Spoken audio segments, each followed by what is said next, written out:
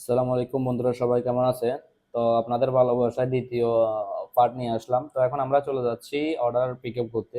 আমাদের একটা অর্ডার আসছে সাবওয়ে থেকে। তো এটা হচ্ছে আমার বন্ধু, যে আমাকে আমার বাসার সামনে দিয়ে যাচ্ছিল, ও আমাকে কল দিছে যে বেরিয়ে আয়, আমি তোর সাথে একটু ঘুরবো।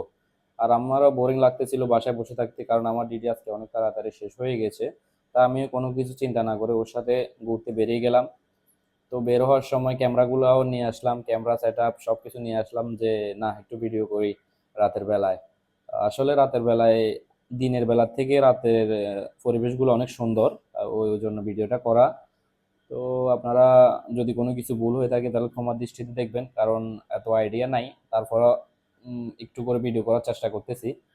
তো এটা হচ্ছে যে মোবেলা বিফি, আর দোকানটা হচ্ছে যে সাবওয়ে। তো আমরা এখন চলে যাব সাবওয়ে থেকে অর্ডারটা পিক আপ করার জন্য। পিক আপ করার পরে আমরা আপনাদেরকে দেখাবো আমরা কত কিলোমিটার গিয়ে অর্ডারটা ডেলিভার করব। তো এটা হচ্ছে আমার বন্ধুর গাড়ি। তো এখন ও চলে যাচ্ছে অর্ডারটা পিক আপ করার জন্য দোকানের ভিতরে। তো এখানে ভিতরে যাওয়ার পরে একটু ফর্মালিটি থাকে, যে নাম্বারটা লিখা লাগে। তো ও নাম্বারটা লিখতেছে। আমি ওদের সাথে একটু করে হাই হ্যালো করে নিলাম। আমি ক্যামেরার পিছনে আছি, ওই জন্য তাই আমাকে দেখানো সম্ভব হচ্ছে না। এটা হলো আমাদের আজকের অর্ডার। তো অর্ডারটা অলরেডি নিয়ে নিলাম, নিয়ে ও চলে যাচ্ছে গাড়িতে। তো পিছন পিছন আমিও চলে যাচ্ছি ওর সাথে, কারণ এখন আমরা যাব অর্ডারটা ডেলিভার করতে। তো অর্ডারটা ডেলিভারি করার পরে দেখি আমাদের কোথা থেকে অর্ডার আসে, ওটাও আপনাদেরকে দেখাবো।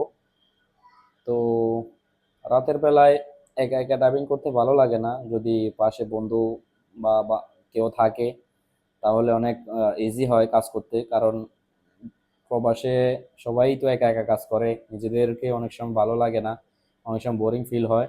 তো যদি কেউ থাকে তাহলে একটু কথা কথা বলতে পারলে অবশ্যই ভালো লাগে।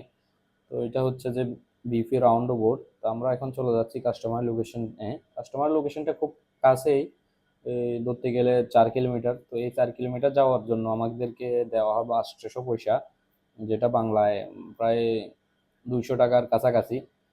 তো যাই হোক, এখন আমরা চলে আসছি কাস্টমারের বাড়ির কাছাকাছি। দেখুন, পাড়ার ভিতরেও কত সুন্দর সুন্দর গাড়ি পার্কিং করে রাখা হয়েছে, কিন্তু কোনো কিছুই নাই, কোনো চিল্লার পাল্লা কিছুই নাই। এটা হচ্ছে কাস্টমারের ঘর। আমরা এখানে অপেক্ষা করবো কাস্টমার আসার জন্য। অবশেষে কাস্টমার আসলো, আর আমাদের সাথে আমাদের জন্য একটা পানি নিয়ে আসলো। যাকে অনেক ধন্যবাদ, কারণ অনেকেই কিছু দেয় না। ধন্যবাদ।